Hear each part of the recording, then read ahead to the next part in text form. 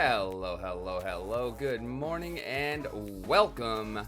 You are on the mountain with Rick, and it is time for some Splinterlands. But first, coffee. How y'all doing out there in Twitch land tonight? What is good? What is good? Let's get the chat pulled up on my phone here so that I can see. My name is Rick on the Mountain, and I am taking over for Infidel today. I'm very glad to be here with y'all. Shut that up because we don't need volume for the chat. And man, I am happy to report, look at this, first time ever in Brawls that your boy has gone undefeated. 6-0, super happy with that.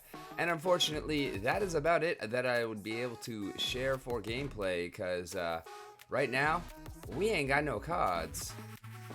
Got no cards at all. Because season ended and our nifty deck rental was returned. But it's alright, we're working on some other things for that. We getting logged out too, apparently. How you doing, Elevate the Pro? Thank you for joining us.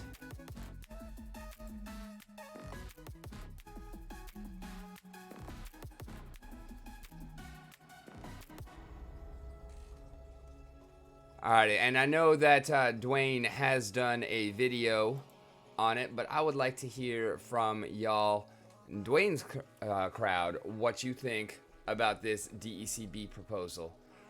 And in the meanwhile, I'm going to go ahead and get that pulled up. SPS DAO. Walk the Grid, how you doing? How you doing? What is good? What is good?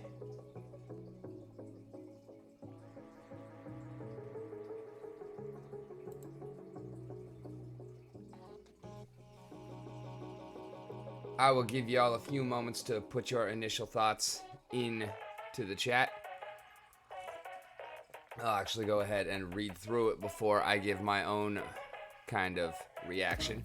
A proposal is being put forth to a vote of SPS stakeholders to implement a system of burning DEC or voucher tokens in order to receive a discount on future purchases within the Splinterlands game, which will require burning DEC tokens.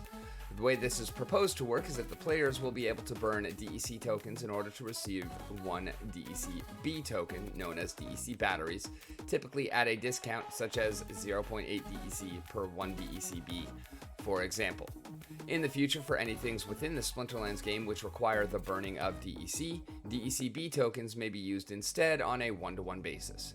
DECB would be a typical transferable cryptocurrency token which would be available within the Splinterlands website, be able to be bought and sold on Hive Engine, and potentially be bridged to other external platforms in the future. For example, if it requires 10k DEC to upgrade a certain building within the land expansion, players would be able to use 10k DECB tokens instead of the DEC for that upgrade. Since players could purchase DECB tokens for 0.8 DEC each using the example above, they then receive a 20% discount on the cost to upgrade that building by burning their DEC for DECB in advance. We also propose to implement the ability to purchase DECB with voucher tokens as well, as we believe that fits well within the main goal of the voucher token, which is to provide discounts and access to various things throughout the game. The overall goal of such a system is to incentivize players to burn DEC and/or vouchers in the short term in order to gain a discount on future releases. Some of the features that we expect to require burning DEC in the future, which could then receive a discount by using DECB, are land survey potions, guild building and guild alliance building upgrades, maintenance and boosts in the land expansion, future mini additions such as Orbs, Dice, and Rift Watchers, learn to speak, Rick, pending DAO approval, skins, and cosmetics. Any player who is planning to participate in any of the above features in the future would directly benefit from burning DEC and/or voucher tokens to get DECB while they are available, which would potentially push a significant amount of future DEC demand up to now when it is needed most.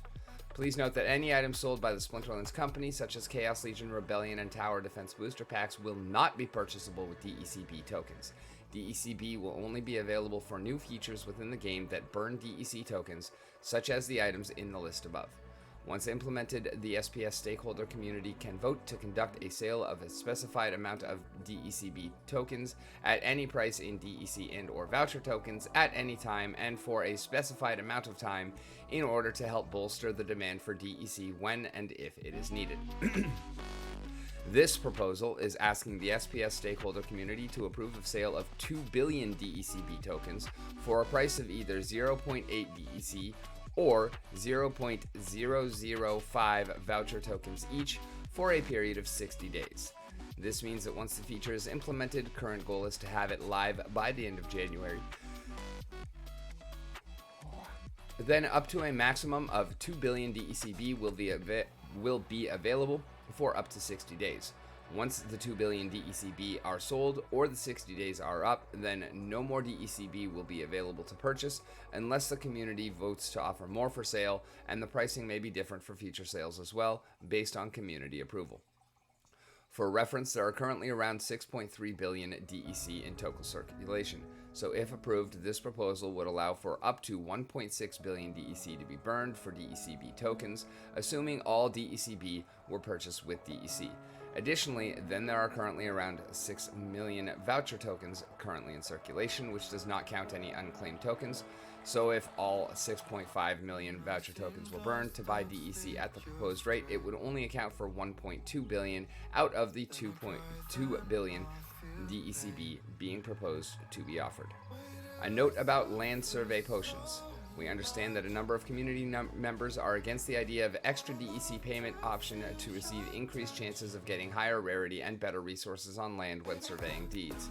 We feel that implementing the DECB concept can help alleviate those concerns while still being able to provide significant new DEC and voucher sinks in the short term.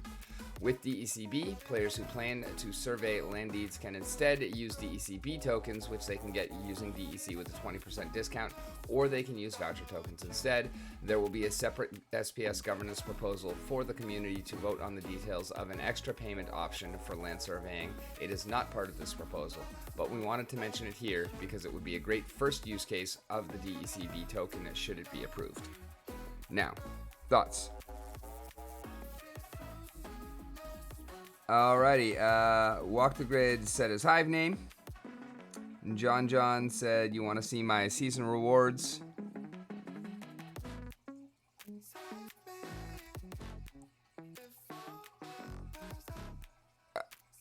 Alright, so season rewards I will happily share because this was my best season ever. Both in number of chests, in placement, and in rewards. I got a Jared Scar, and a Kinjo, and a Tidebiter, a crap ton of other cards, commons and rares, and over 100 SPS, and 6 packs. That was out of 70 diamond chests. And then for my last daily focus was another 18 diamond chests, and we got another Gargoyle Devil, and 6 more cards, and another 33 SPS. So I am pretty happy with my rewards as of right now. That was definitely a high point for me, and is actually the first time that I've been satisfied opening chests in a long time. Especially, like, looking at some of these others, like 10 diamond chests, 4 SPS. 10 diamond chests, okay, well, that 28 was actually pretty solid. 10 diamond chests, 2 SPS. 5 diamond chests, 1 SPS. 6 diamond chests, 14. Alright, well, yeah, since I got into diamond, the SPS has been better, but you still have, like, 3 and 7 out of 18 chests there. Like, I still haven't hit any, 100 plus boxes, which I'm very stoked to be getting that level anyways, just out of the number of chests. But, like, we still, our biggest SPS drop ever is 40. And that's feels a lot less bad to be saying than when it was my biggest SPS drop ever is 15 and I've only broken 10 3 times and I've been playing for a year and a half. Like, that's the entire time since SPS came out, and I still see people in bronze opening more than this out of a single chest. And it's like, I'm in diamond. I am fighting tooth and nail for every bit of everything. And also renting out very high level and expensive cards. I mean, this is playing a deck with 2.8 million card power. This is... I'm probably never going to be able to attain these heights again, because this was with a fully max level Chaos Legion all gold foil deck, and we know how quickly playing all gold foils stacks up those chests. And if you don't, well, you should play more gold foils. There's a reason they're amazing. And so, I mean, it's probably a $10,000 deck. Actually, I should look at that. I think I still actually have the cards.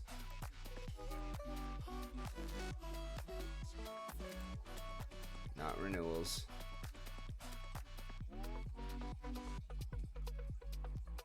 Yeah, $12,359. That is the value of the cards that I currently have access to and will be losing real quick. I don't think making DECB is an appropriate strategy for economy stabilization. I really don't see the value in creating it. Elevate, I am with you 100%. DECB is an inflation mechanic. It is turning the currently extant 6.3 billion DEC into 8.3 billion DEC. So even if we burn the 1.6 billion, then we still turn the 6.3 into 6.7, because it is literally adding 400 million DEC to circulation. Now, if instead we burn through all of the vouchers first, which I feel is a more likely scenario, because so many people want to be out of their vouchers, so we burn through all the vouchers, that takes out 1.2 billion DEC, then we have 0.8 billion or 800 million DEC, which would be 640 million DEC that actually gets burned. So that would take our 6.3 billion down to 5.66 billion, and then we're adding 2 billion on top of that. So we're turning 6.3 into 7.8. Like, that's inflation. Pure and simple, that is inflation. It's like they're starting to take their direction on tokenomics from the Fed. Like, oh, we printed too much. How do we fix this problem? I know. Let's print more. It's not going to work. It is a terrible idea. And actually, okay, the basis of the idea, I don't hate. This, I do. We don't need another token. Another token is not going to solve problems. It would make the tokenomics on DEC look better for a brand new investor who doesn't know about the DECB thing. So it would make the tokenomics on DEC look better to an outsider who does not understand what's going on, but that would be smoke and mirrors and honestly lies, because we've got an additional 2 million DEC, and it is DEC, whether it's DECB or DECC or DECE or DECZ, whatever, it's still DEC, it's still inflation, and it's still 2 billion more of them in the ecosystem. And if it is a typical transferable cryptocurrency token, which would be available within the Splinterlands website, be able to be bought and sold on Hive Engine, and potentially be bridged to other external platforms in the future, that literally just compounds the problem. Because now not only are you adding in confusion, you're also adding in more liquidity, and it's not going to solve anything. It would literally just compound all of the problems that we're having. Now, if we were to institute some kind of DEC staking so that we pulled DEC out of the currently circulating pool and gave a bonus for that after it had been staked for, I don't know, 6 months or 3 months, we would still be bringing in inflation, but it would at least be something that is locked up and is not immediately usable, and is actually removed from the circulation pool immediately.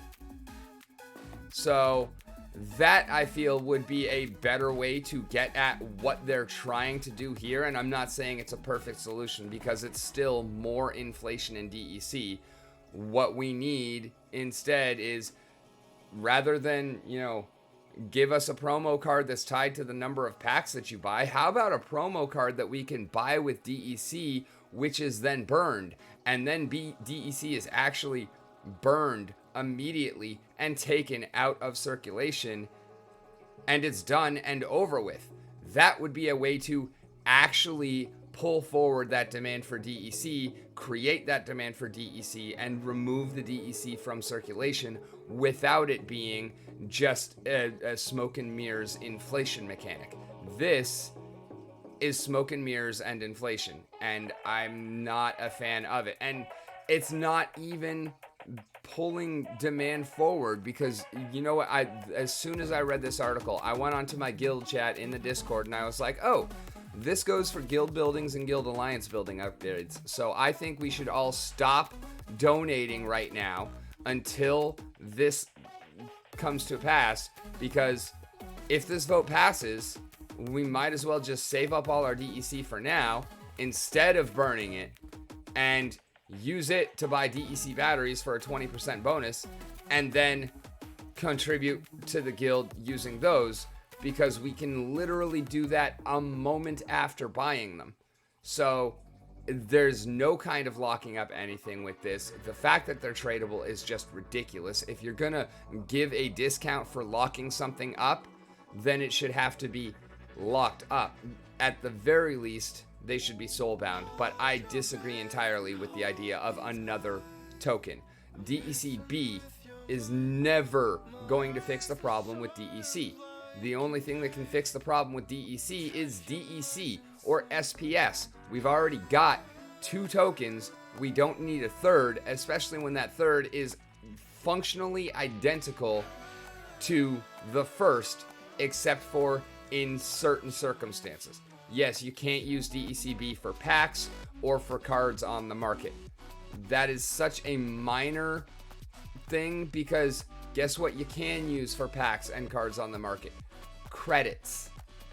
So it's ridiculous. There's no functional difference between DECB and DEC, except that it's just adding more to the pool, and it's an attempt to make the tokenomics look better while actually making them worse.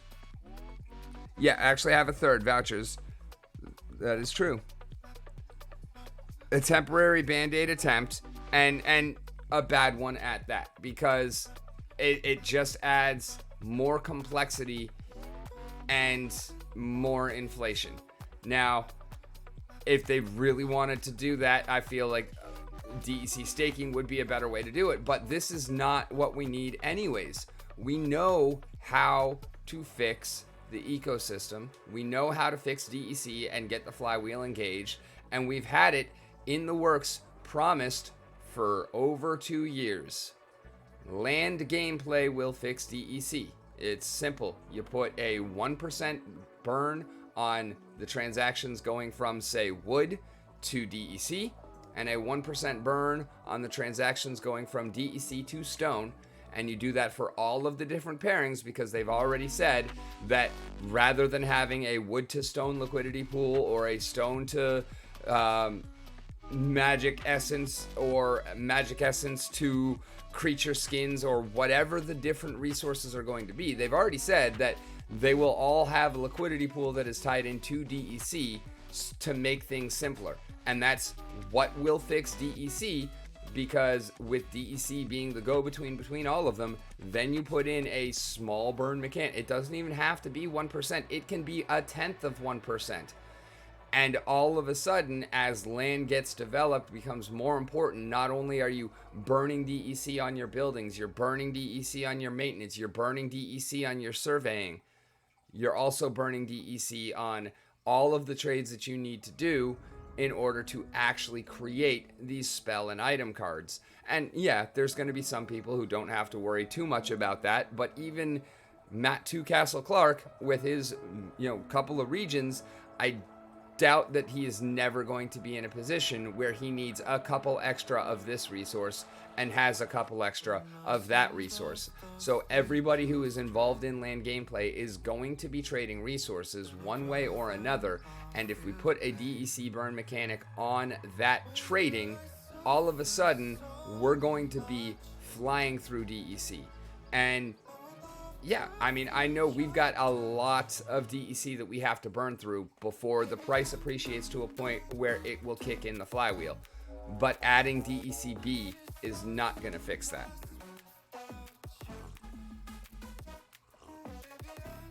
New players onboarding, also a big part of it, and something that I feel like we're not going to get new players unless they see that the team is delivering on the promises that they made years ago. We have two major things that are looming, and they are major answers to all of the problems that we have. I'm not saying they solve every single thing, but if we have land gameplay, that solves DEC. And if we have player staking requirements, and nodes, well, player staking and staking requirements are part of nodes, although I don't think they need to be, but that's how the team wants to do it. But those were also promised more than a year ago. Like before SPS airdrop day one, they were talking about we're going to have staking requirements in order to earn, and we're going to have player staking so you can stake on other players and earn based on them. We're still waiting on those, and yet those staking requirements, that is how we change the reward system in such a way that bots are disincentivized and real players are incentivized. That is how we incentivize the ecosystem to where in order to be able to earn, you have to have some skin in the game. There has to be some investment made. That is the solution that we've already had, and we've had how many changes to the reward system now over the past year just because they haven't introduced that yet. If we introduce land gameplay today, DEC is probably back to peg within a week. And if we introduce the SPS player staking and staking requirements in order to earn, then the bot problem is mostly solved. I'm not saying it's a silver bullet that's going to take it all down. You cannot stop bots, period. Like, look at every other game that has tried. They're still there. We will never get rid of all the bots, but the bots that are just extracting significant amount of value from the ecosystem, it will stop that problem. And so we have two solutions that have already been in the works, and between the two of them, that solves 95% of the problems that we currently have. Where are those two solutions? Stop kicking land and nodes further down the road by continuing to bring out other proposals, other rewards changes, soulbound reward cards. None of these things are actually gonna do the job. What is gonna do the job is the thing that you originally intended to do the job. All of these others are stopgap measures, and they're not working, and they're just further hurting the game. And then when the real solutions are instituted, then these are going to be problems in and of themselves. So I don't know why I seem to be the only person that is like on that aspect of things. And I'm not the only one calling for land. I'm not the only one calling for nodes. Actually, I haven't heard anybody talking about nodes or staking in a little while. But that's where I see where we're at right now. And it's unfortunate because I love this game and I'm watching it just circle, and we're doing the wrong things to try and fix it, and it's not working. And the reason it's not working is because we've already got the right answer. And it's unfortunate that they're so far off now, because they should have already been here. We should never have been in this position. If they started working on land when they sold land, then we would have land already. If they had started working on nodes when they sold nodes, then we would have nodes already. And if we had lands and nodes already, I'm not saying that we'd be, riding high on $10 SPS or anything like that, but we certainly wouldn't be looking at 1 penny SPS in the near future. My ear... I've got something wrong with my right ear, so I apologize if I occasionally get distracted by it. It's weird having headphones on and not being able to hear anything in one ear. Like, I can't imagine somebody who's actually, like, deaf in one ear and how they would deal with that. Like, it's... Yes, I agree. Staking to earn would have the biggest impact right now, and that's something that they've said that the staking requirements to earn is part of the player staking package, and the player staking package is part of nodes. And I don't think that any of that needs to be the case. I think that we could institute the staking to earn right now. We already have the code for it because it's already in place for tournament entry. So if we already have the baseline there, I'm sure they'll have to, type in a couple of extra lines and maybe, copy paste something to a different part of the code to make it apply to ranked rewards. And I'm not sure, how difficult that is, but I would imagine it's a lot less difficult than typing in the code for a whole new token. I could definitely see that. I imagine it's more difficult than changing the code on the reward cards to make them soulbound. I definitely think it would be less difficult than that. So I feel like that and the problem also is that now is not going to do as much as it would have if it was introduced when SPS rewards were introduced, because now there are bot farms that have been sitting there and earning SPS with no skin in the game for months, and now they're going to be able to continue unabated because they've got the SPS that they need.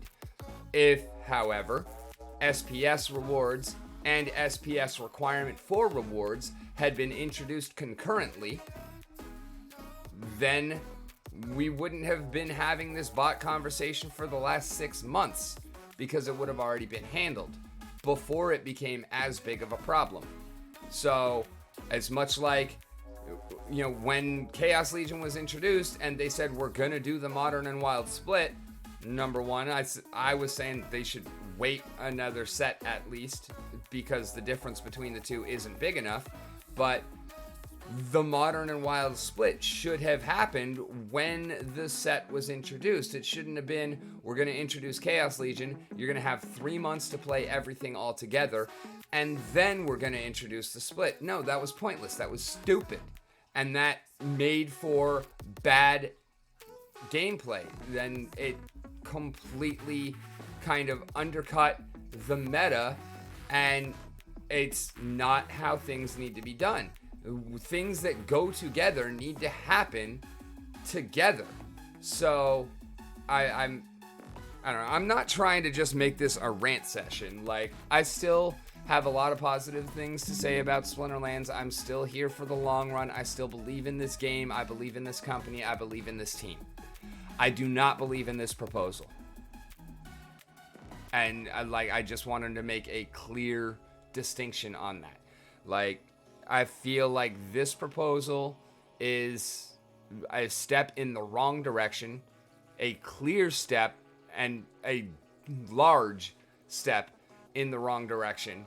And it's just, I have trouble wrapping my mind around how this was even put out in this instance. Like, I could understand if it was just Soulbound, I could actually understand where this was coming from. But with it, you're going to get a discount for locking up your DEC, only you're not locking up anything. You're just burning it in advance of burning it later, but you're getting more for it. It's just ridiculous to me. What is the point of making cards soulbound? It isn't going to hurt bots. The bots will just have soulbound cards to use. No, it's actually going to hurt the price of SPS. I agree. Because, bots, they do exist to be profitable. And being able to sell cards is where they get most of their profit. And now if they're not able to sell their cards, well, then they just have to sell their SPS. So that is going to be a significant downward pressure on the price of SPS. And I don't even, that's not even the side of soulbound cards that I don't like. Because at least I can understand where that's coming from. But what I don't like about soulbound cards is if you can't sell them, then that means that I can't buy them. And do you know how many legendary cards I have pulled in my Splinterlands career out of rewards chests? 5. Oh wait, no, 6 now, because I got 2 this week. So 6. I've been here for a year and a half. I have pulled 6 legendary cards in my entire rewards experience with Splinterlands. I've got 1 Jared Scar, I've got 2 Kinjo, 3 Kinjo, and 2 Bilkia. That is the entirety of legendary cards that I have ever pulled. And that means after a year and a half, I would have 0 max level legendaries to play. I don't have a problem with buying them. I don't have a problem with them being cheap. I don't have a problem with pulling an Oceanus and it only being worth $2. I actually kind of like the fact that the cards that are given away for free as rewards have low price points so that players who are coming into the game can acquire them at a reasonable amount and be competitive. Because, yeah, Oceanus is ridiculously cheap. He's still just as powerful as he ever was. I mean, the difference between Oceanus at $2 and Oceanus at $40 is just the number of Oceani in the wild. He hasn't lost any power because the price has gone down. He is just as good as he ever was. He is just as important for building your deck as he ever was. And it's that much easier for a new player to be able to get into the game. And I understand, some people think that the way to draw new players into the game is for them to be able to open a chest and pull a $100 card out of it. I mean, there's still that possibility, but if it takes those $100 cards to be able to get that chest in the first place, then you're not going to be drawing people because they can win money. You're going to be turning people away because they can't win anything. Oceanus is not just OP in bronze, John. Oceanus is OP all the way through. And that's why I used him there, because a lot of the legendaries are really good. Oceanus he's a cut above the rest. And yeah, he is basically necessary to be competitive at any level.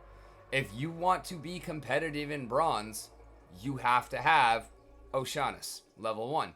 If you want to be competitive in silver, you're not going to make it very far without Oceanus level 2. If you want to be competitive in gold, your Oceanus needs to be level 3. If you want to be competitive in diamond, you can probably get away with a level 3 Oceanus, although the 4th really helps. But if you want to be competitive in champion, you're going nowhere with a level 3 Oceanus.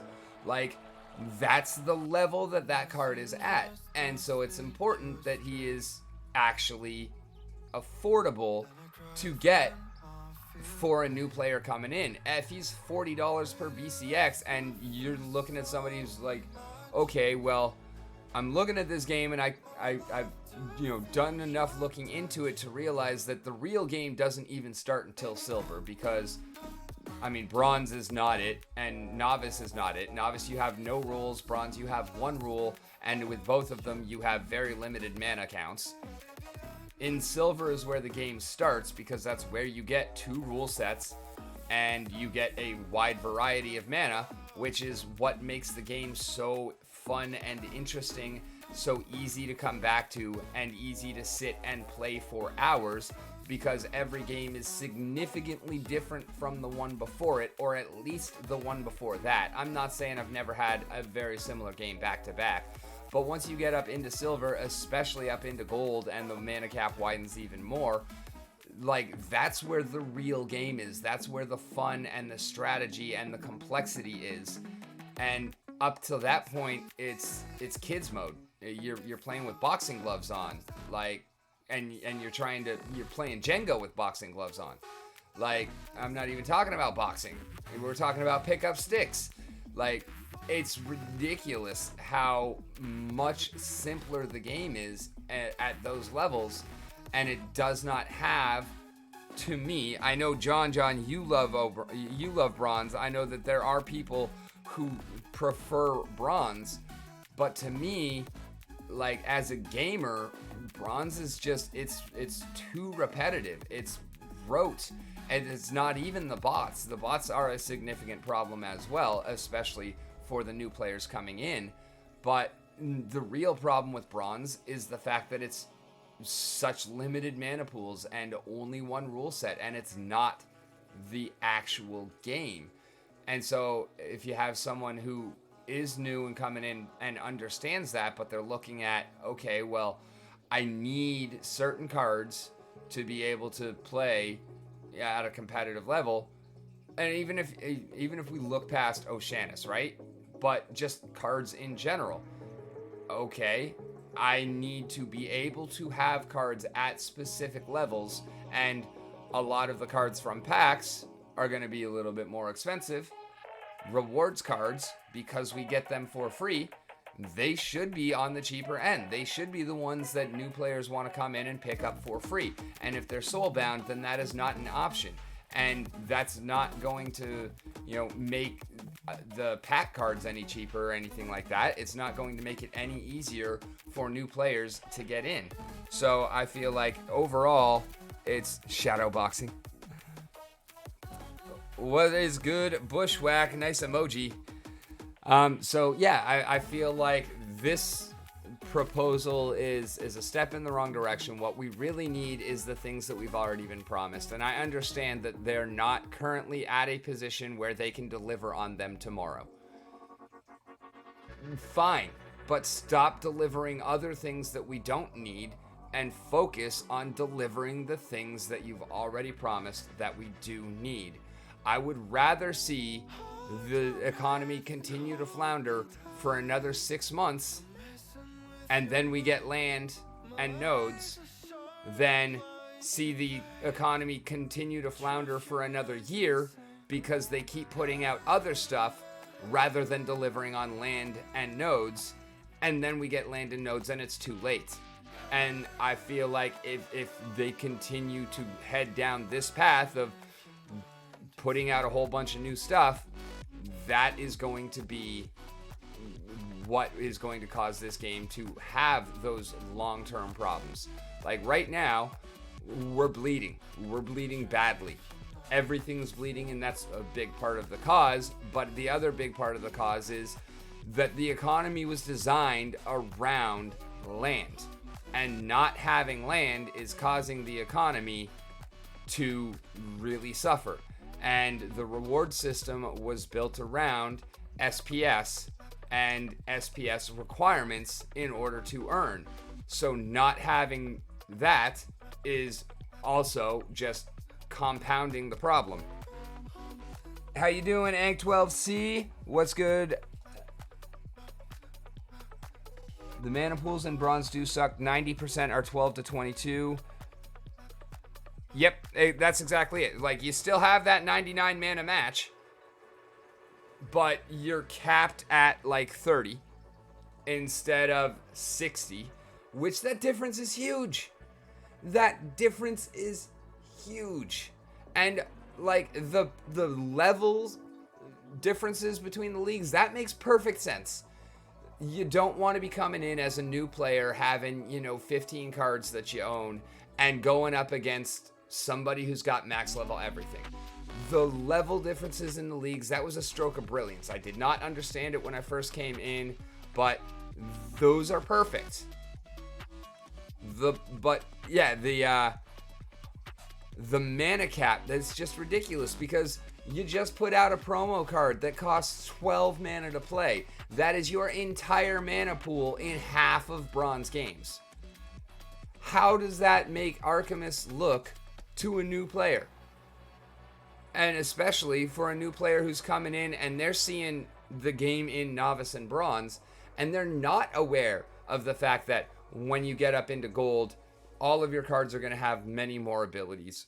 You're going to have 2 rule sets instead of 1, so things are going to be more interesting and more fun. Oh, and all of these really powerful cards that you have, you're actually going to be able to play them more often because your mana cap isn't going to be between 12 and 20 all the time. It's going to be between 12 and 60 all the time. And then you have that break to 99 every once in a while. Like, that difference is astronomical. And I don't know if it's just the team has not played in Bronze for 5 years, but, like, playing Bronze, if you want to understand the way that your players are feeling, go play in Bronze for a month. Not for a game or 2. For a month. Like, I would actually like to lay down that challenge to the team. Like, play in Bronze for a month. I couldn't do it. I got so frustrated playing in Bronze, I went and rented a kitty. Thank you, John. Like, yeah, Rift Watchers don't get played a lot in Bronze either because they're too expensive.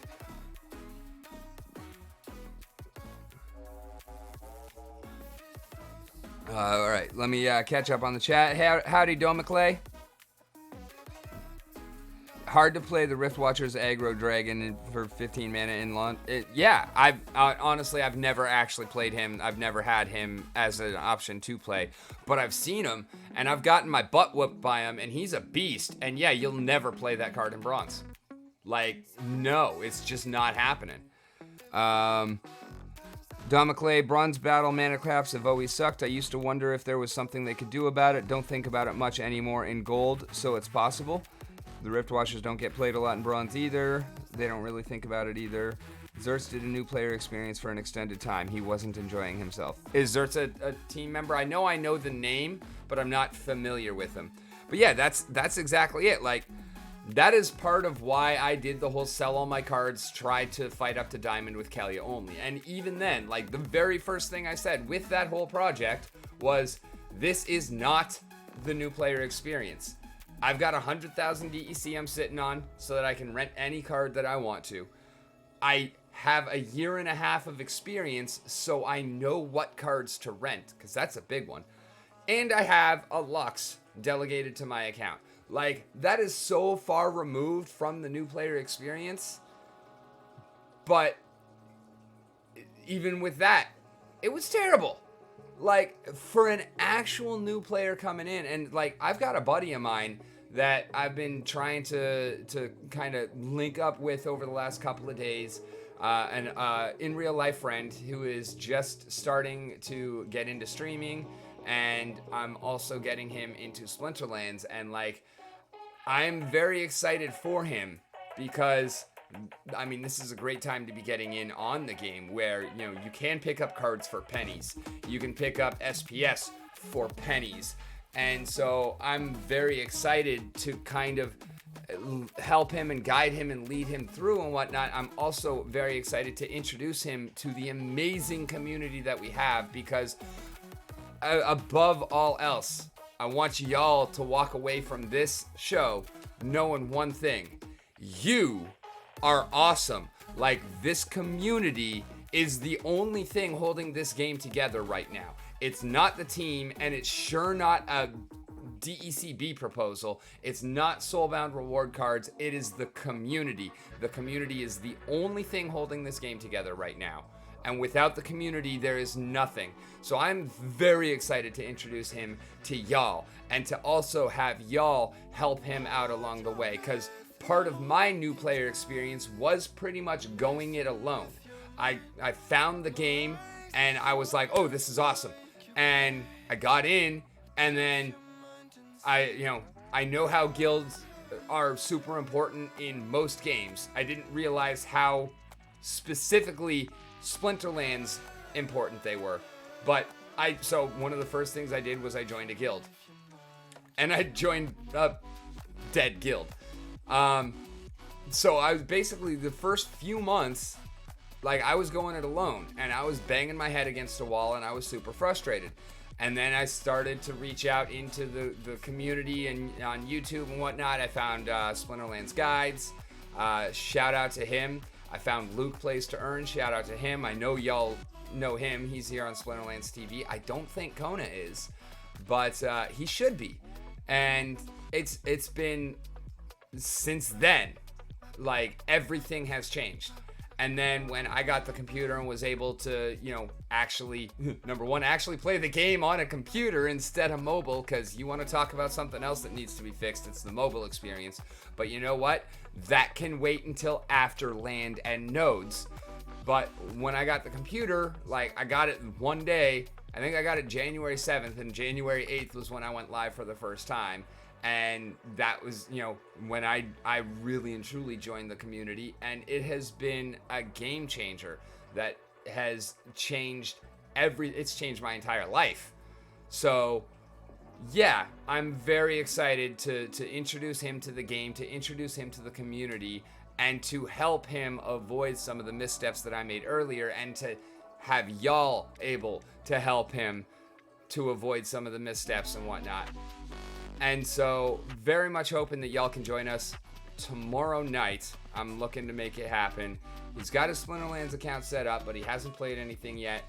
And I think what I'm going to do is I'm going to go back to my old school days of just doing massive amounts of giveaways. Only I'm going to run my giveaways on his stream. So you've got to be in his stream to enter the giveaways, and then you got to be in my stream to claim the prizes.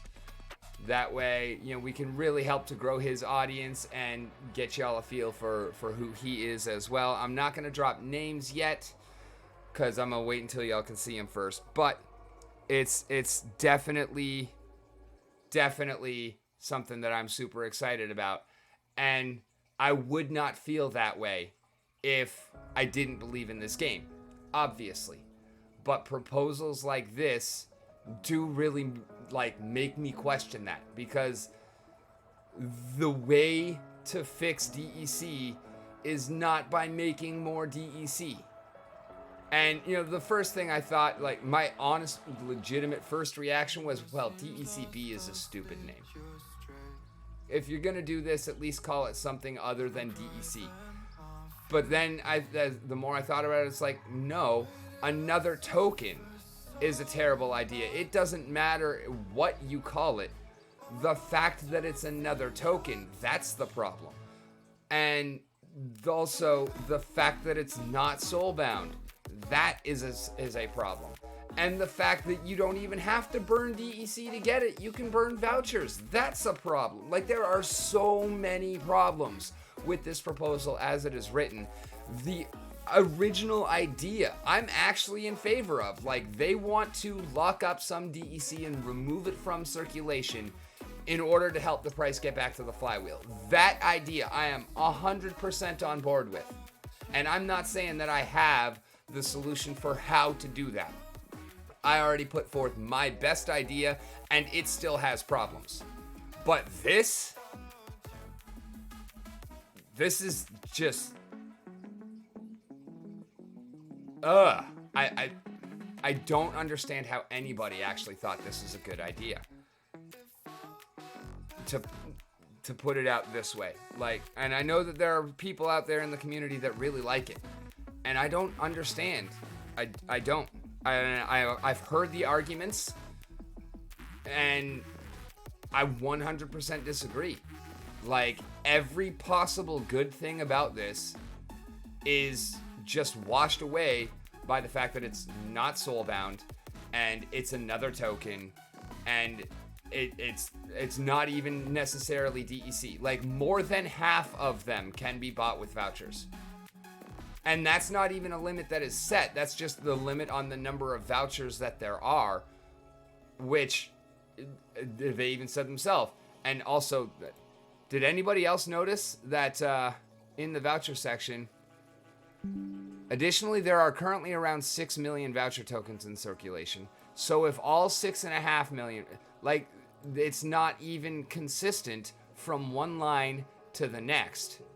It's like this wasn't even proofread. It was just churned out. And that is not how we need to be attacking problems. We don't need to be churning things out. We need to be thoughtfully engaged in discussion and thought experiments and really looking deeply at the solutions that we're trying to enact, rather than just throwing something against the wall and seeing if it sticks. And I think that's also the reason why we had 5 reward changes in the past 5 months, because they just keep throwing stuff out there. Is this going to do the trick? Is this going to do the trick? Is this going to do the trick? Number one, no, they're not, because we already have the answer, and that is staking requirements to earn. But number two, you're not even letting it be in place long enough to have an effect before you're putting out the next one. Like, that's not how you do incremental changes. You got to actually see the effect of the first step before you take the next step. Otherwise, how do you know what was actually from the next step and what was from the first one? And then we're not even fully letting the first step settle before we're introducing a third, and now we're talking about another. Like, it's just ridiculous going from card levels to soulbound. I understand, but the fact that we've done steps in between, and it's just like, how much more are we gonna keep going? Like, we got rid of ghost cards, and then we did rewards are level based, and then we're doing soulbound rewards, and there was another one in between. Maybe someone can refresh me.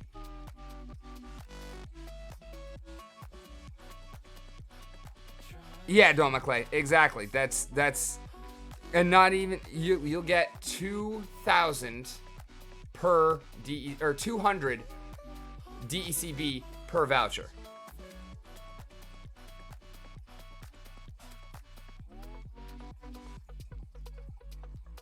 Thank you, Elevate.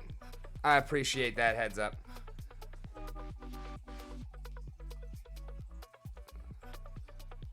Yeah, I mean, there's so many problems with this.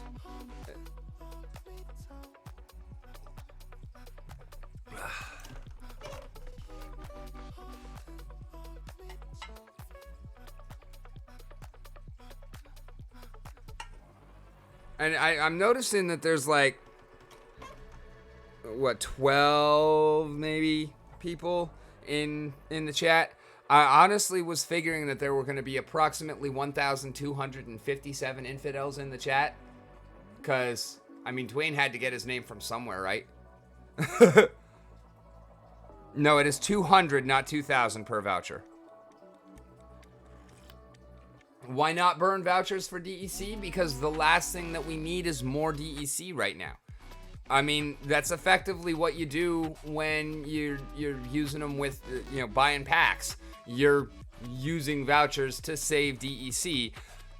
So, but in terms of burning vouchers for DECB, like, that is literally, DECB is already adding DEC to the ecosystem. Burning vouchers for DEC just compounds that. So, I mean, I'm not saying that there isn't a problem with vouchers, that vouchers don't need to be addressed, but this, number one, this is not going to help vouchers. And number two, this is already bad enough for DEC if it's just DEC. Number three, vouchers for DEC just makes that problem even worse. So, I mean, yes, vouchers need to be addressed. Yes, they does need to be value-driven to vouchers. And, I mean, like the team has said multiple times on the town halls and whatnot, directly from Aggie's mouth, like, there are more sinks for vouchers already than there are vouchers in existence. The problem is demand destruction. There are not attractive enough uses for vouchers. That is what needs to be addressed, not burning vouchers for DEC when we are trying to get rid of the amount of DEC that's out there. Yes and no, Don McClay. So you can't technically convert DECB into DEC. You just burn DECB in places where you would burn DEC. For example, say you are paying your guild dues, and we're going to make it extremely expensive guild dues just for the case of math. But we'll say that it is during the DECB sale, right? Let's go ahead and go to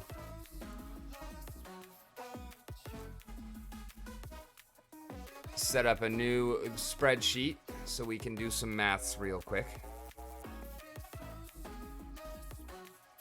Exactly, John. But we're going to go one step beyond that, and we are going to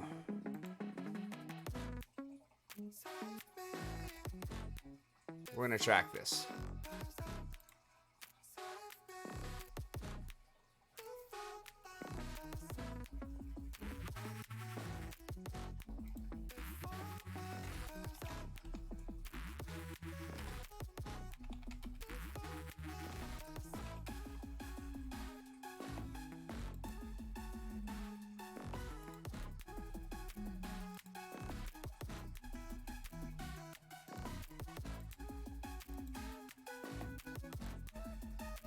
Make it a little easier on the eyes for you guys. And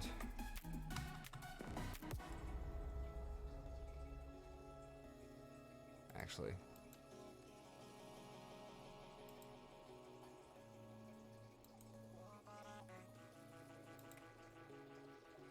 all right, current price on vouchers.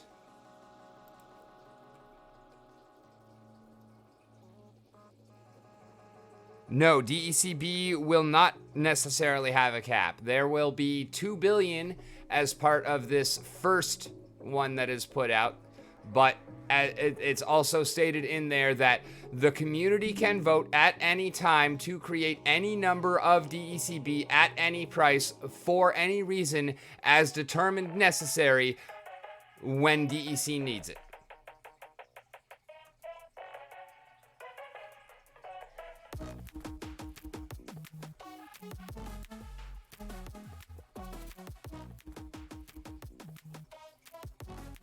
That's vouchers, right? 7.8 cents.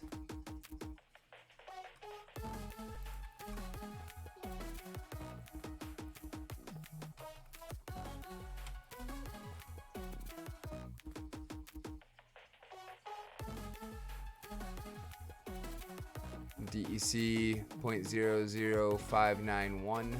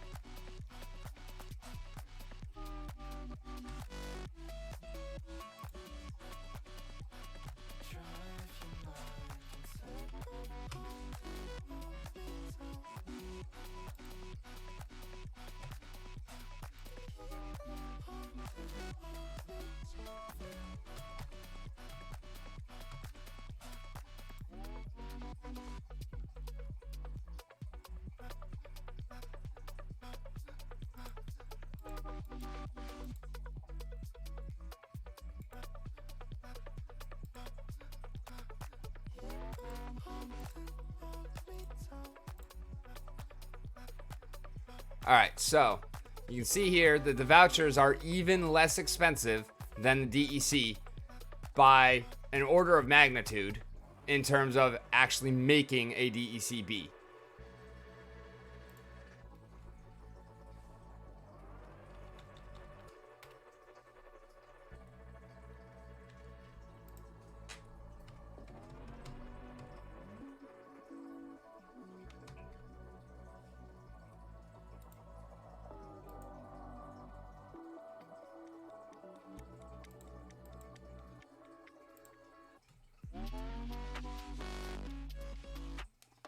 Thank you, Jobby.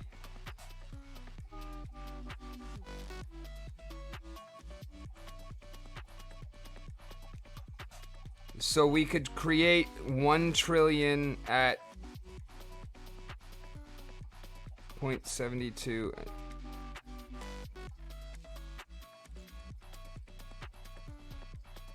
Scotty Fortune, we are talking about DECB, and what the heck? Okay, there we go. I was like, what the heck happened to my spreadsheet? All right, so 39 cents worth of vouchers, which would be 5 vouchers, would get you 1,000 DECB, which would also cost you $4.07. No, something is wrong here.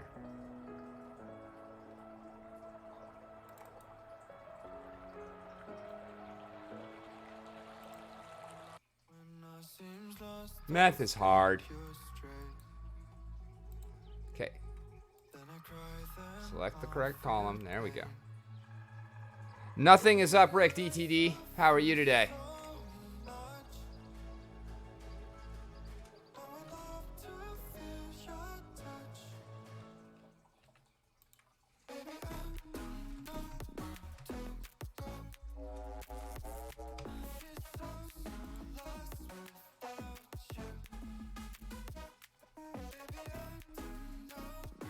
Okay, yeah, that's why.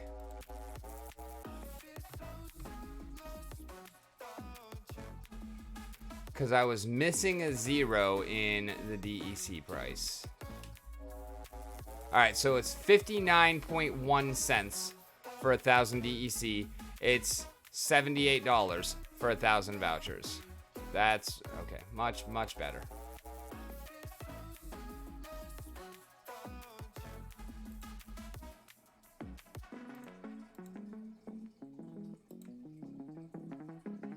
And that means for 1,000 DECB worth of vouchers would be 39 cents. For 1,000 DECB worth of DEC would be 47.28 cents. So that's where the confusion was there. Yep, here's the link to the proposal.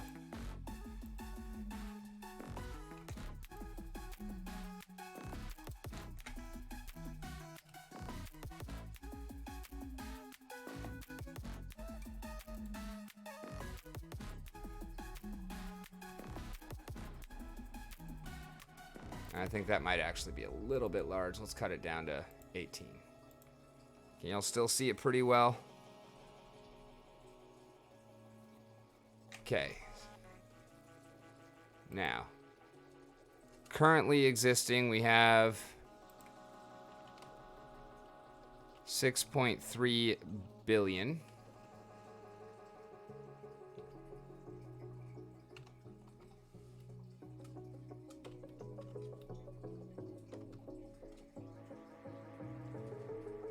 Which is 10 to the 10th. Yes.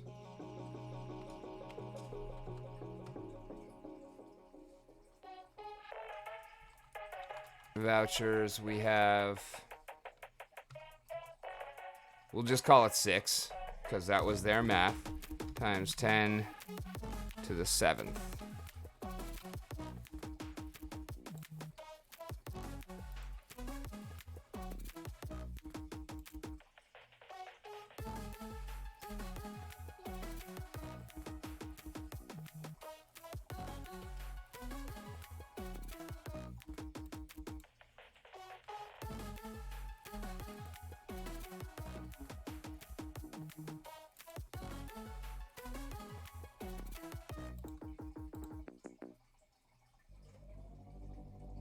Yeah, actually.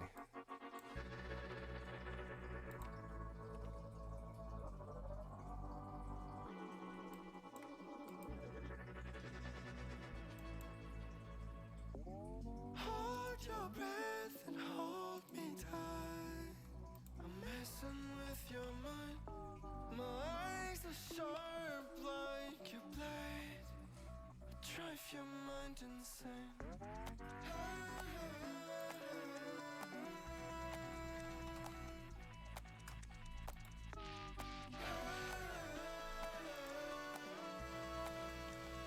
Drive your mind insane.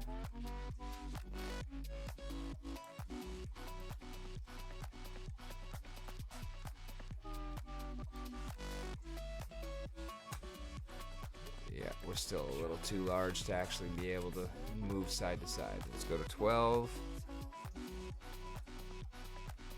Yes, 160 DEC equals 200 DECB.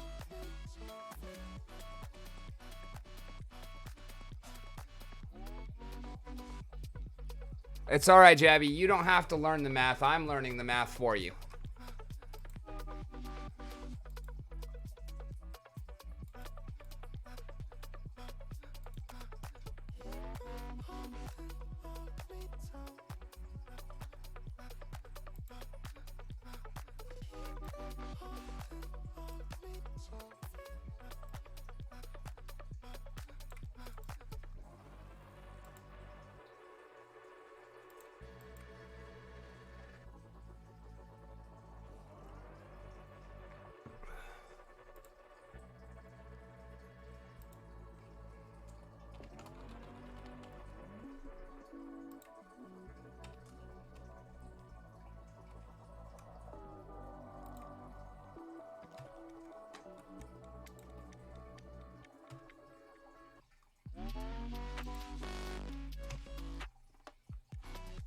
All right, so if we were to convert 6.3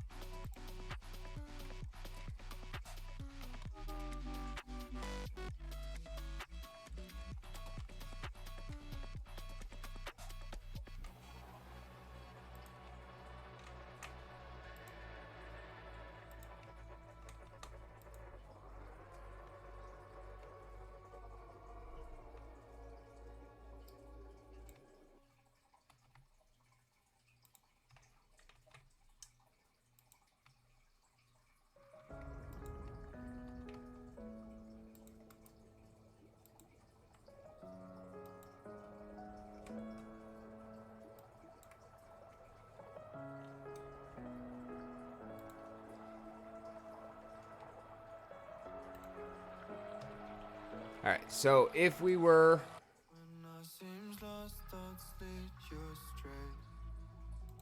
that is 6 Then I cry million. when I feel pain. No, that is 60 million. Suffer so much And that is to feel your touch. 9 then.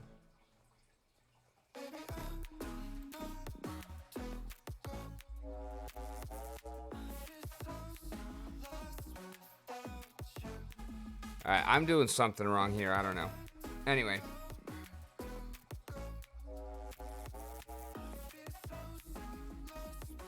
I remember when land deeds were brought up in a previous town hall, Matt said, why make it another thing when you could be setting yourself up with a discount just by buying DEC now below peg? I agree. Happy New Year to you as well, John.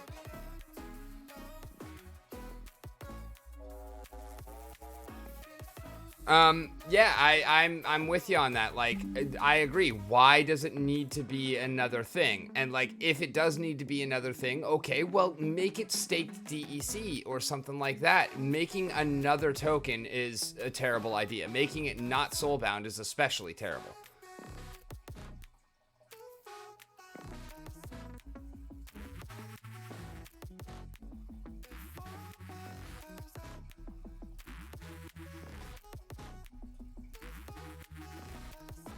Okay, now this is where I'm wrong.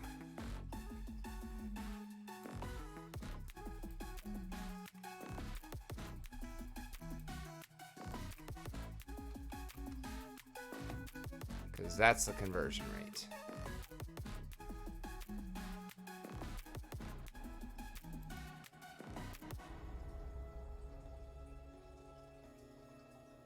No, that's a divided by not times. There we go.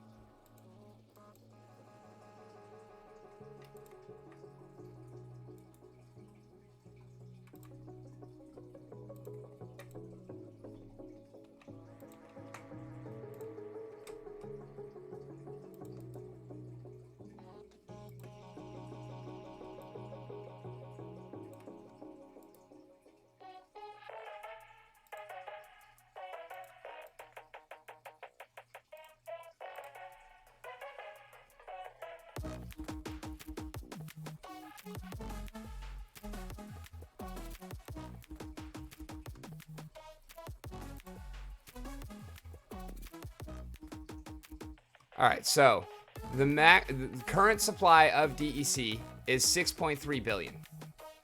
If we were to put all of that into DECB, granted, that's not available currently, but just for argument's sakes, if we were to put all of that into DECB, we would have 7.875 million. That is an increase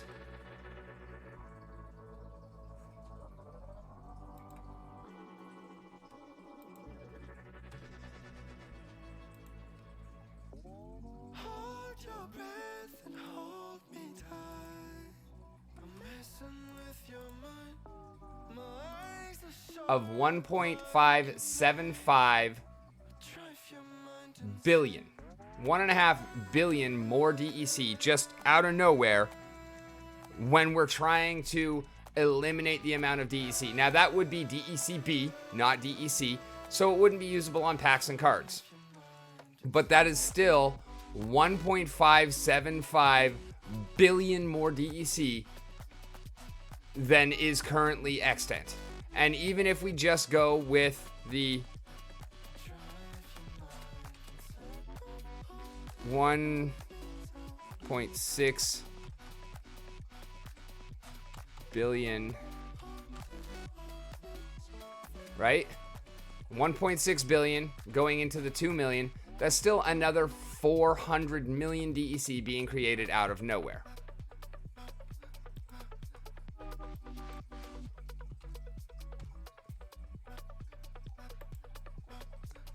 Actually, let's go ahead and we will make this, because that's what's being technically offered. And then they're making the argument, okay, with the vouchers.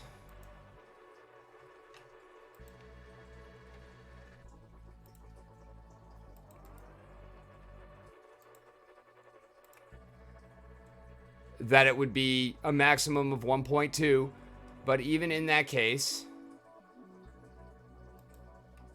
that is still 1.2, and then so this would be worst case for inflation just out of what they're giving us, right? Would give us 0.8 here.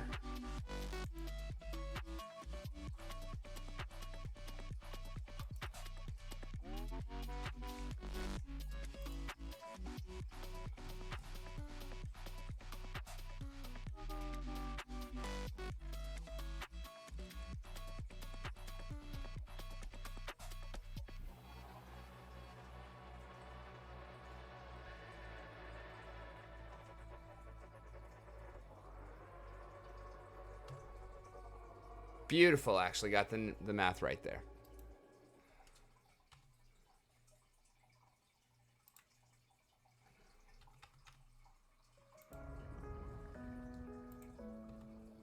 That gives us an inflation of 1.36 billion DEC. We're just going to eliminate that because that's not even part of it. So, what that would effectively give us, when I seems lost, thoughts lead you astray. right, because that included that one, yes. Feel pain. Why do I suffer so much?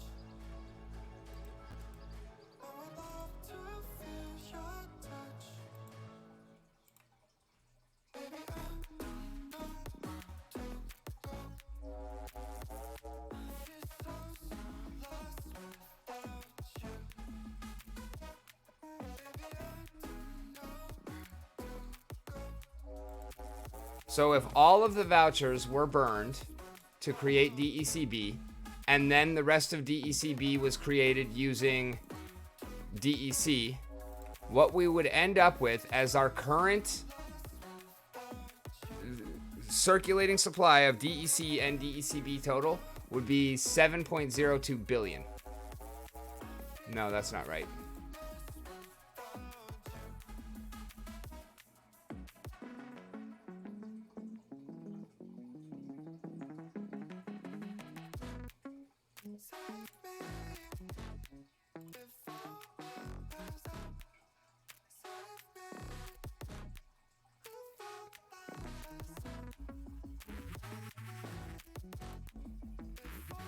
No, it would be U minus U plus U plus U.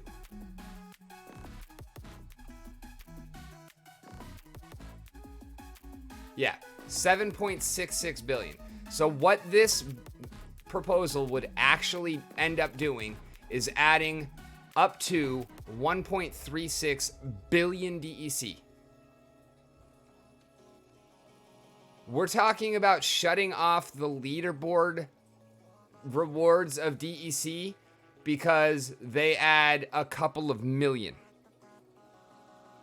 This would add 1.36 billion. Billion with a B. We would have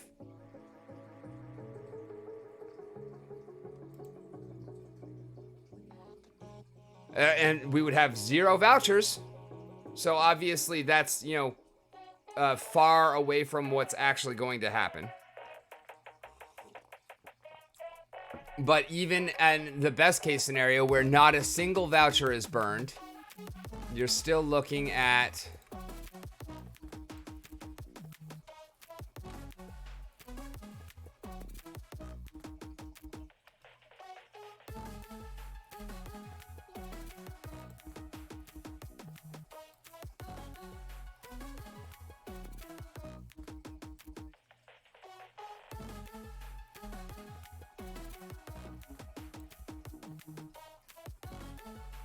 6.7 billion.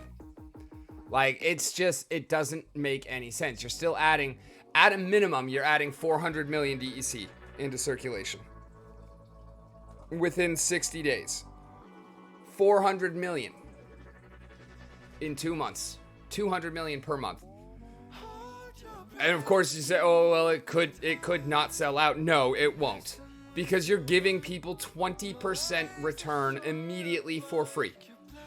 With no risk. Because you can just turn around and sell it. So, yeah, this is absolutely terrible. Like, mathematically, it just doesn't make sense. Idealistically, it just doesn't make sense. Like, there is no way that I can frame this to where it actually results in anything positive. Like, yeah, it does take a little bit of the supply out. So we cut, potentially, again, saying that it's all DEC, we cut almost, well, a little over 25% of the current circulating supply. So let's give the benefit of the doubt. We'll call it 25% increase on the current cost is 59 cents. Times 1.25. That would get DEC with the current valuation up to 74 cents. That's still well short of the flywheel. And that's a best case scenario.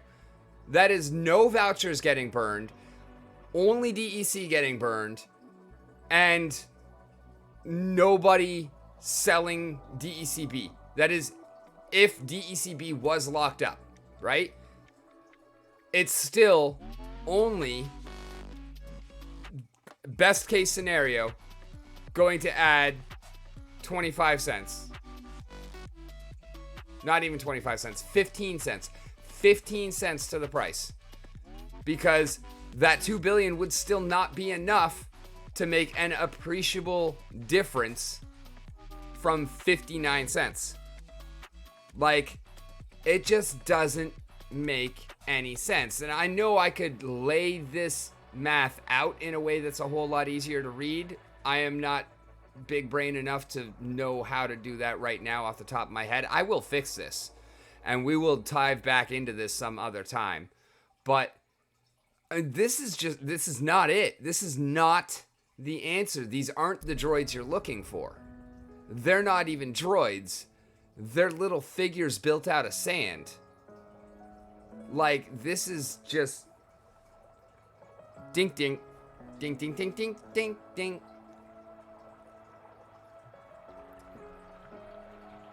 I'm sure that there are far more elegant ways to do it than what I have here, but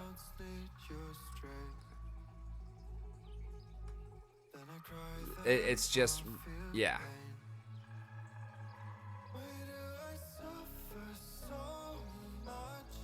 I don't get it. I don't see where this is coming from. I don't see how this is supposed to be good.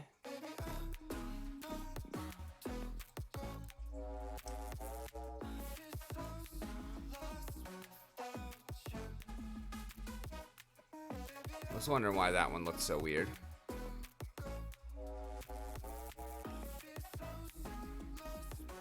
Yeah, and also, like,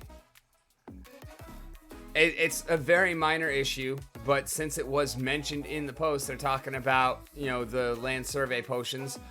Holazor had a magnificent idea for land potions. He said, why does there have to be a single land or a single opportunity for a single land potion when you survey your land? Why not just an ongoing expenditure of better and better surveyors that you can hire, like in the real world? Because you can have a surveyor come out, and if they don't find anything, then a couple months later, as you have more money, you can bring out a better, more talented surveyor and see if they find anything. Or you can bring out someone to survey for oil, and someone to survey for archaeological remains, and someone to survey for whatever else. Like, there can be an ongoing sync rather than a one-time sync, and then it is more like actual land, and that is a brilliant idea. A land potion? How does a potion make sense even just in lore? You just give your surveyor a magical concoction, they just knock it back and all of a sudden develop eagle eyes? Like, how does that actually make sense?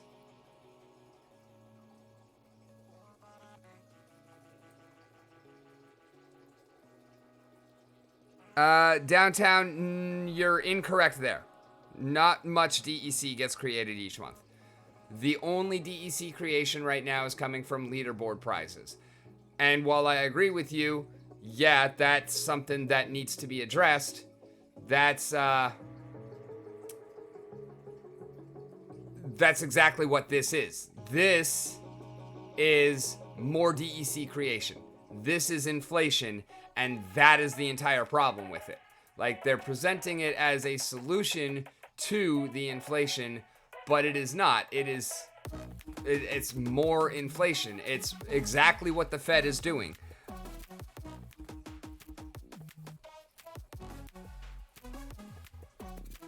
Yeah, there's a couple million DEC that are created from the leaderboard payouts.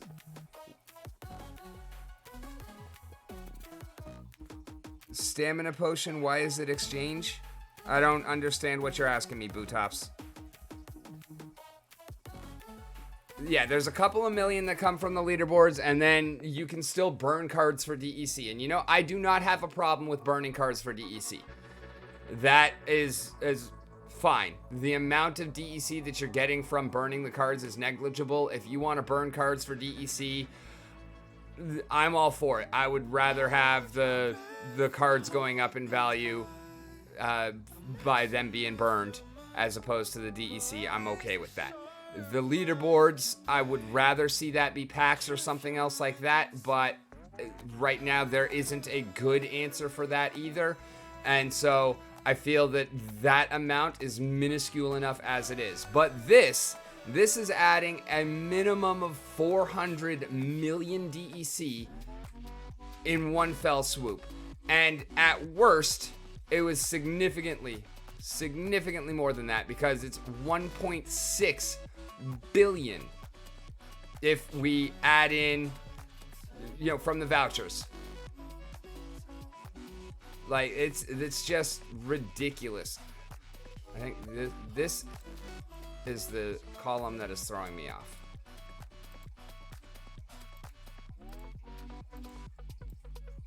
So I'm just going to delete all of this.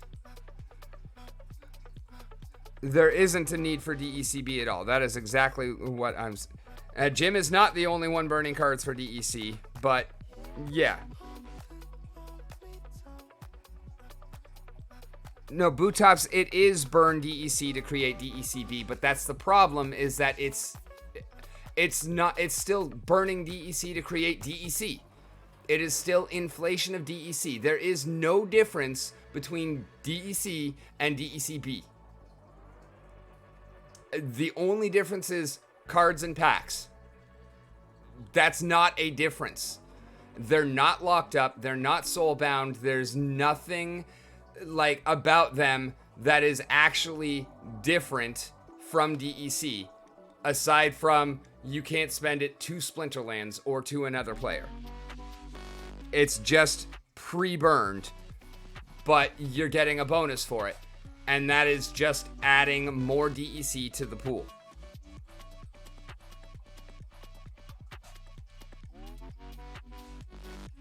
Jabby, Bitcoin halving is not burning the tokens. Bitcoin halving is decreasing the amount of tokens that are printed each cycle.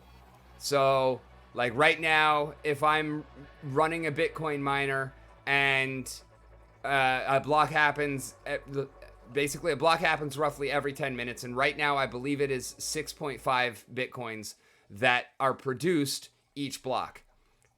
So after the next halving, it will go down to 3.25. And then after the one after that, it'll go down to 1.6125. And so on and so forth until the last Bitcoin actually gets minted in the year 2140. Because the way that the halving happens every roughly 4 years, it's actually 280,000 blocks. It's not based on our calendar.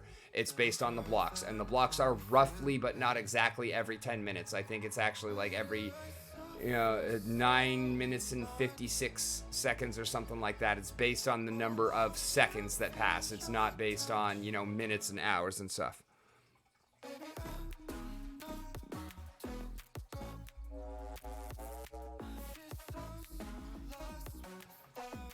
But that being said, like, yeah, it's decreasing the production. It's not actually getting rid of the supply, but it's decreasing the production. We have already done that side of things. We have decreased the production of DEC from hundreds of millions per month. Actually, we've decreased the production of DEC from millions per day when it was in rewards. We cut DEC out of the rewards. That cut DEC production. We cut DEC out of a bunch of other things that were less than the reward. The rewards was the major one. So that cut DEC, cut DEC, cut DEC. Now there are only 3 ways to get DEC. You can burn your cards, you can burn SPS, or you can place in the leaderboard. 2 of those I'm perfectly fine with. One of them I really don't mind because it's not all that much. It's like 2 million or 200. No, I think it's like 2 million per cycle, per season. That is okay. That is not going to significantly affect DEC when we have a liquid supply right now of 6.3 billion. 2 million every 2 weeks is not going to change that. We've gotten rid of the vast majority of the inflation, the production. What we need to do now is deal with the supply. I understand that. And that is where the idea of DECB came from. If we can reduce the supply of DEC, then we can help to get that price increased. But even if we, again, best case scenario, we remove 1.6 billion DEC because it all gets burned into DECB and we get 2 billion DECB out of it. Even if you put on your rose-colored glasses and look at things and say, okay, well now there's only 4.7 billion DEC, and we'll say the demand is exactly the same, which it won't be, then we would go from 59 cents for 1,000 to 74 cents for 1,000. That still would only get us halfway, not even halfway, would get us not even halfway from where we are to par value, even in a best case scenario. And that's even if vouchers were completely out of the question. Just forget they existed, forget they were available for DEC. That is 100% just DEC being burned into DECB. And we pretend vouchers don't exist and we pretend DECB doesn't exist. It still doesn't even get us halfway back to par value. However, what that actually did is add 2 billion more DEC to the supply, and we're not gonna burn 1.6 billion DEC because there's going to be some number of vouchers that are burned in the process as well. So we will be adding more than 2 billion DEC for if we burn the 2 billion. Yeah, that's why we had that. Okay, let me bring that back. Okay, so if we burn 1.6 billion DEC, we get 2 billion DECB out of it.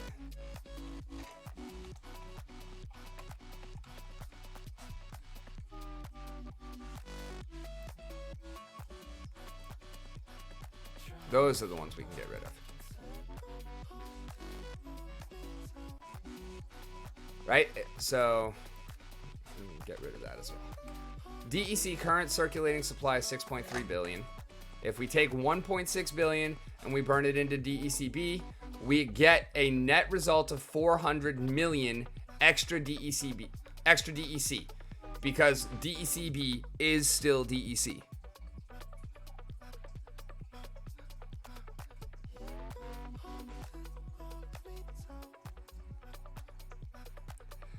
We've kind of done a DEC halving, Jabby, only it's not even a halving. It's more like a 99%ing. Like, the faucet of DEC has been turned off. There are still a couple of ways to get the DEC, but we turned a fire hose into a dripping faucet. Like, the difference is staggering between what we were producing and what we are producing. The problem is that there's no demand for it. That is where we're sitting at right now. And so this is an attempt to create demand artificially by inflating it more. So it's like figuring that if I'm lighter, I'm gonna run faster, right? So by that logic, if I shoot holes in my feet, I should be faster because I have less mass. That's exactly what we're doing. I mean, I will be voting against it. I'm not telling you how to vote, but I don't see a positive here. If you want to vote for it, vote for it. I certainly won't be. If the language is changed significantly, I do agree with the idea behind it, and therefore it is possible that I could vote for it if it is not worded anything like this. Number one, if it's soul-bound, then I would consider it. Number two, if it's DEC only and not vouchers added into it, because vouchers are not part of this discussion. Number three, I don't honestly, like, even with those two, I would probably still vote against it because I am against the idea of it being another token. Like, DECB is terrible. We don't need another token. The best way I can think of to do this, and again, I'm not saying that it is a good or an elegant or a perfect answer, but if we instituted a DEC staking process to where you could stake your DEC, and then after it was vested, after a period of 3 months or 6 months or whatever, don't give DEC rewards to the staked DEC. But the DEC has to sit in stake for a certain amount of time, and then you can spend it or you can burn it from stake on anything that you can burn DEC for, such as guild buildings, land survey, potions, building upgrades, future, whatever, right? All of this stuff, you can burn it from the stake, and at that point, you get a 20% bonus. So there is never another token created. You just get a discount because you've had your DEC staked for 3 months, 6 months, however long it is. That is what I would absolutely 100% vote for. No creation of a second token, no inclusion of vouchers, and it's soul-bound because it is staked to you. You can't transfer it. That is what I would vote for. Creating another token? No, absolutely not. Currently, I need onions more than garlic. Why not both, my friend? Why not both? How are you doing, garlic? Good to see you. Good to see you. Are you next? I don't actually know who is next. I'm not sure. And my dashboard says new guy 26, so that's not very helpful.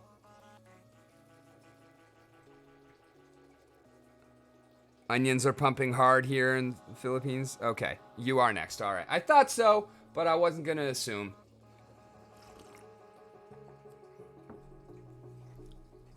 Yeah, my lady and I have been talking. You know, like one of the very first things that we agreed on and kind of one of the foundations of our relationship is that we are not staying in Florida. We both hate this state and want to get out. COVID and lies from our family brought both of us back under false pretenses, and neither of us wants to stay here. There are a number of different places that we're looking at going.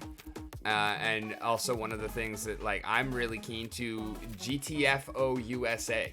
And so, you know, we've been looking at Canada and whatnot, but the more I'm thinking about it, I'm kind of thinking, like, why not just move to the Philippines?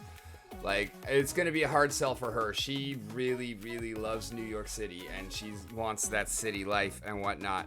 But how's my New Year prep? Non-existent.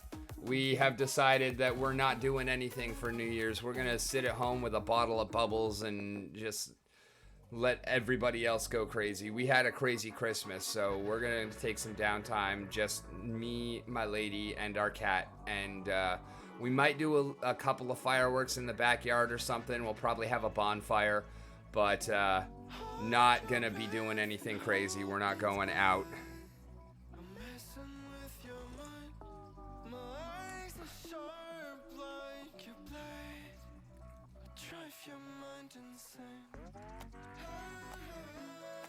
$2 per kilo, but now onion is like 12. Oh, wow. Yeah, no, that is a big pump.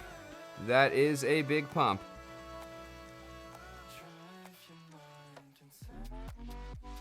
How were your end of season rewards, Garlic? Actually, I guess you're going to share that on your screen. I'm already in a state with no tax, and I'm also in a state with no tax. And hell no. I would consider the 18th layer of hell before Texas.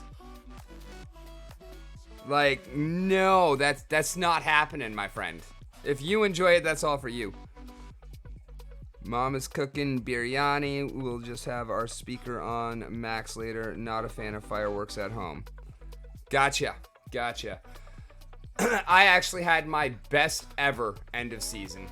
I had 70 diamond chests, and I had 18 diamond chests for my daily. I opened them all together, and I got a Jared Scar and a Kinjo and a Tide Biter. A lot of other cards, 6 packs, 105 SPS. Gargoyle Devil, 6 commons, 33 SPS. It was a nice day opening. I mean, it was still a lot of chests. But, yeah, I'm pretty happy with it. Definitely my best overall openings ever. And, thank you, Nifty Arcade, once again. If y'all have not checked out Nifty, make sure you do so. Now is the perfect time, because when the season ends, the cards go back. They're on a 24-hour cooldown, and then you can begin bidding on the next season. I will probably not be doing a Nifty deck this season, because there is so much competition for the diamond ones right now that the best available is a 25% split. I am not paying 75% of my rewards. I will just not fight in diamond for that. Like, it's not worth the headache to me at that point. But this definitely felt nice, and I want to get back to it. Of course, I also know that, you know, I would not be pulling 70 chests with a normal diamond deck. The fact that it was all gold foils really helped to stack those reward points.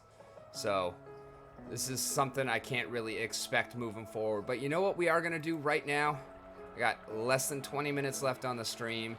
And because I don't have cards, I'm not fighting, obviously. But the rental period includes end of season. So yes, like, out of those 6 packs that I got, one of them goes to Tyler, the provider of the deck. And I did look in there and make sure that it was indeed a pack that I was sending him, because I told him, I was like, I pulled 2 legendaries, and if those are what gets sent to you, then we need to figure something out so I can get those legendaries back. Let's do it.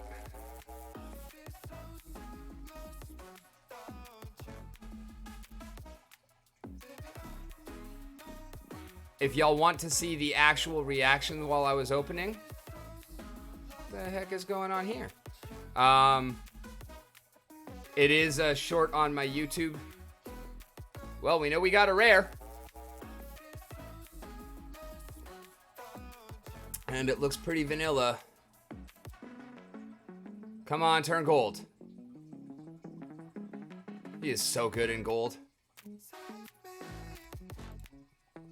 Alrighty, that was kind of a dud. I'm not opening the rest until after Possibilis. Well, I could open them now then. I'm not opening the rest until after Immortalis drops. I've already got 3 copies secured, so I've at least got level 2, but I'm hoping to, hoping against hope I'll get one in the airdrop, and then if I could pull another one from a chest, or from a pack, that would be so cool. I don't know anything about the selling side, to be honest, but I would definitely check it out. I'm pretty sure I have a nifty referral.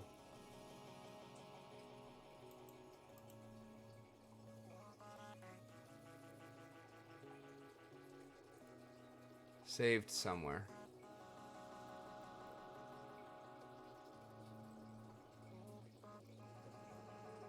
No, I do not. That sucks.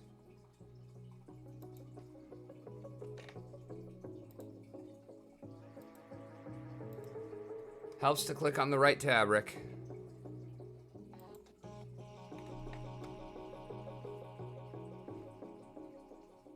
There is a link for Nifty. And I might still be able to get the referral. Forgive me having to go the long way about for it. I definitely need to bookmark this. I'm sure I don't have it.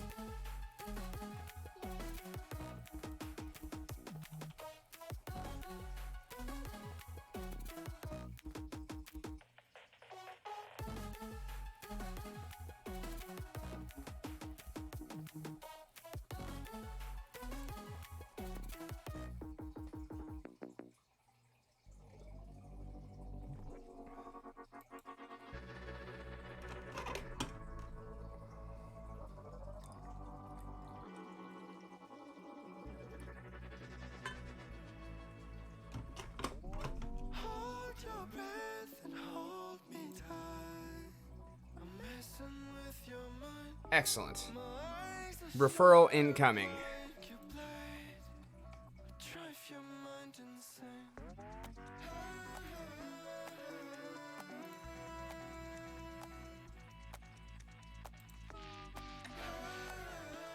All right, so now that we have kind of thoroughly gone in depth on the DECB subject, again, I will do some more work on that spreadsheet, and I will share it far and wide to show why exactly I am against the proposal. But I would love to hear y'all's thoughts on Immortalis. Lighten things up a little bit, have some fun. I am super excited about him.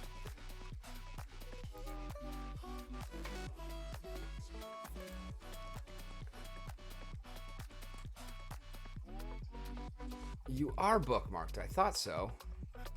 Where are you bookmarked? Ah.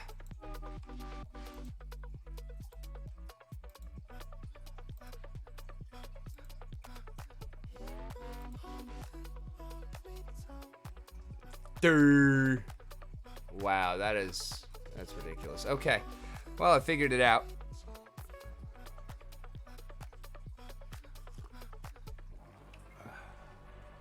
Oh, I mentioned Immortalis and the chat went dead. I guess the chat was not immortal, is it? Ha ha ha ha. Terrible jokes.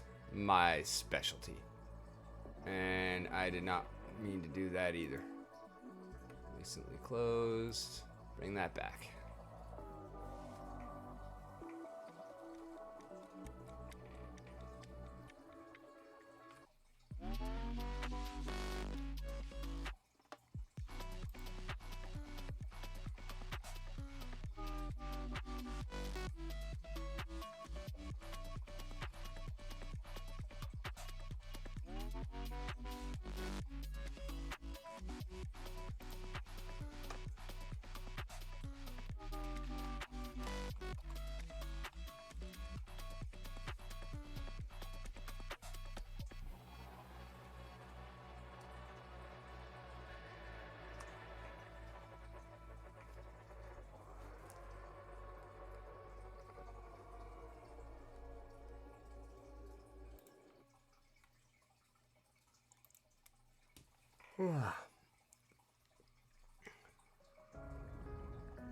I mean, I don't mind if SPS drops a little further. It's whatever. Honestly, I still don't think it's gonna go down that far. Like, I don't actually see sub penny.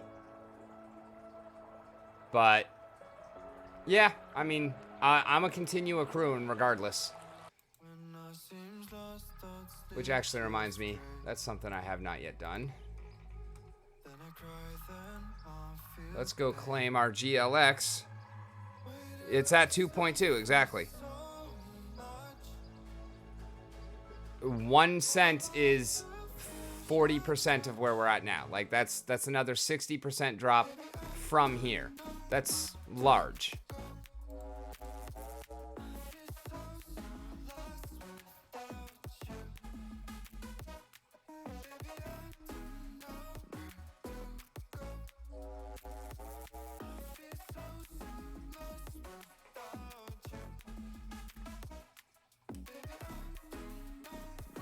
I'm not saying it's not possible. I'm just saying I'm not calling for it.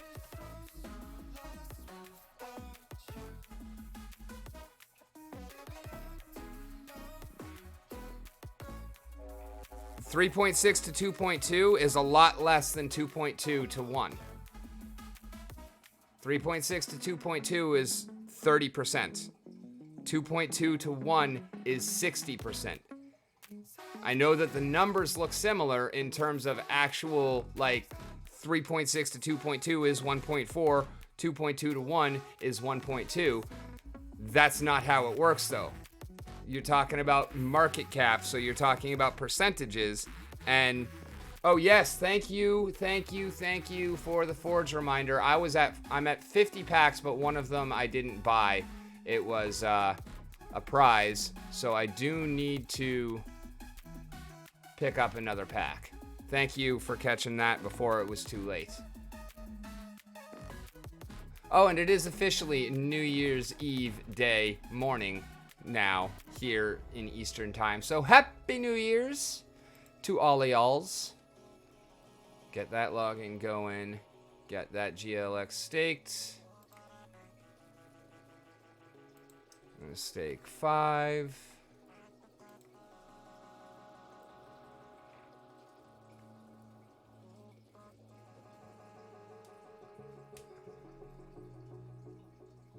And then transfer 6.608.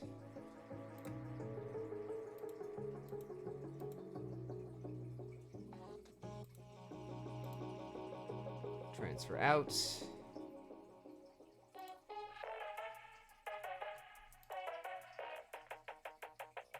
How much forge do I have?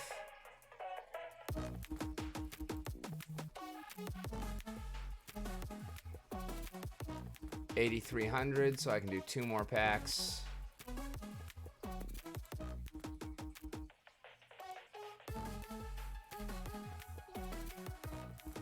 No, I'm just gonna do the one.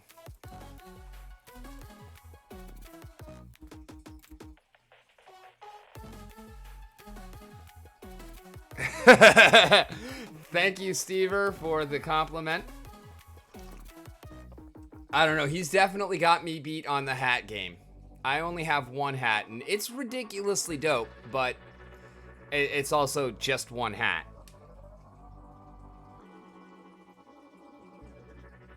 Ring free, don't marry me, what? I've been selling my GLX, getting more packs and nightmare packs. Yeah, I stake half of it, and then the other half I take and... My eyes are sharp like your blade. Drive your mind insane. Let's see if it has arrived. Yes, indeed it has.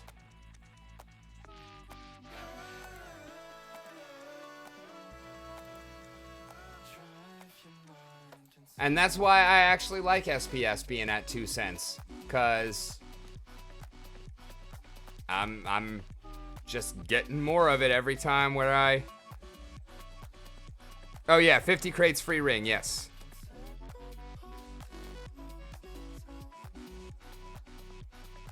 Maybe I learned more about player staking and I am worried about it now. Oh, please do enlighten me. Steve, actually, we only got like 7 minutes, but let me send you an invite if you're down to talk. I would love to hear your thoughts on the matter because I think player staking is actually exactly what we need.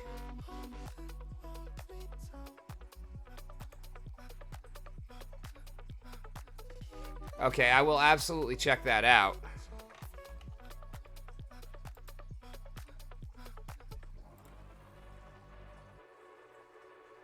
But not on stream with 7 minutes left, because I have a feeling like it'd probably be longer than that. But I'm in the voice channel if you would like to hop on real quick.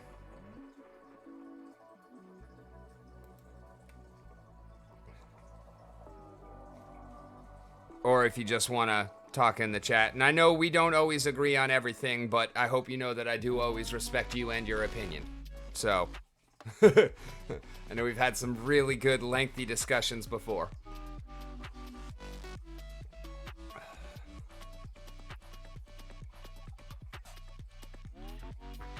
Let's see, do I come through? Yes, you are here. Alright, sorry, I was in the middle of playing a Spider Tanks game, but I'll try to just talk quickly. Yeah, so hit me. What is your new opinion on player staking? Okay, so I didn't understand that player staking would actually mean that if you had no SPS stake, you would earn nothing for playing the game. And my little worry on that is that when I look into it, the more I look into it, the more it seems like that it'll stop new players from wanting to get into the game. Because not only do you have to buy a spell book and theoretically buy or rent cards, but now you, just to earn 83% of the rewards, you have to stake 5,000 SPS. And then the game doesn't even tell you how to get that SPS. That's clearly on the site. Okay. because they can't sell it to you because they're not an exchange. Can I ask real quick, where did you find numbers? Because I've been excited about player staking for a while, but I've never gotten any kind of actual numbers behind the how much you need for how much you get. Now, with the caveat, we don't know for sure if the numbers might change because they do say that in the white paper, but they give the example that your reward shares are going to be your staked SPS divided by staked SPS plus 1,000. So that means if you were at 1,000 SPS stake, your earning our share rate would be 50% because it'd be 1,000 divided by 2,000 or 50%, which means to get to 80%, you got to get to 5,000. To get into the 90s, you got to get to 10,000 staked. To get into the 95s, you got to get to like 25, 30,000 SPS staked. And while for me, that's no big deal, Rick. I got 320,000 to put into my account. But for a lot of players, especially somebody new, that doesn't make any sense. Like, think about it. You come in, you spend 150 on a silver deck, right? So you're just getting into the game, and they're going to go, okay, stake like 15,000 SPS so that you can only earn about 85% or to 90% of silver rewards, which are already not the most impressive thing in the world. Yeah, I get you, and I see where that's coming. So if I understand correctly, so like I have 13,000, so I would divide 13,000 by 14,000. Yep, and that's your percentage of earnings. And that's going to give me 92.85%. Yep, and so you'll probably be okay with that. I'd imagine you're not going to freak out over losing 8%. But No. You've been here for a while. Yeah, and it actually makes me very glad that I did what I did with selling my cards when SPS hit 4 cents, because there I was at 3,000, or not even. I was at like 2,500. So yeah, like, and I was actually approaching this with 13,000, being like, I know that's not gonna be enough to actually earn, a significant amount. So hearing that I was wrong about that is actually it makes me happier because I'm in a much better position SPS wise than I thought I was. But at the same time, I understand exactly where you're coming from. Like, that does make it a lot more difficult for new players to come in, especially once SPS starts rising. Yeah, and they did say the number's a placeholder, and somebody pointed that out in the chat. But that's the only thing we have to go off of right now. And I did say in the video they could be nice. They could change that number to 100, and then you only need a 100 stake to get to half, and 1,000 to get up. Only 1,300 to get to where you are, 92%. If the number was 100 instead of 1,000, but they could also be mean. SPS is in the gutter. They could say, hey, let's make it 10,000. Right. And now you're not 13,000 divided by 14,000. You're 13,000 divided by 23,000, and you're barely earning over 50% of what you were earning before for playing the game. So we don't know where they're going to go with that, because they do say it's just a placeholder, and I don't want to give just the sugar-coated, hey, it might go lower.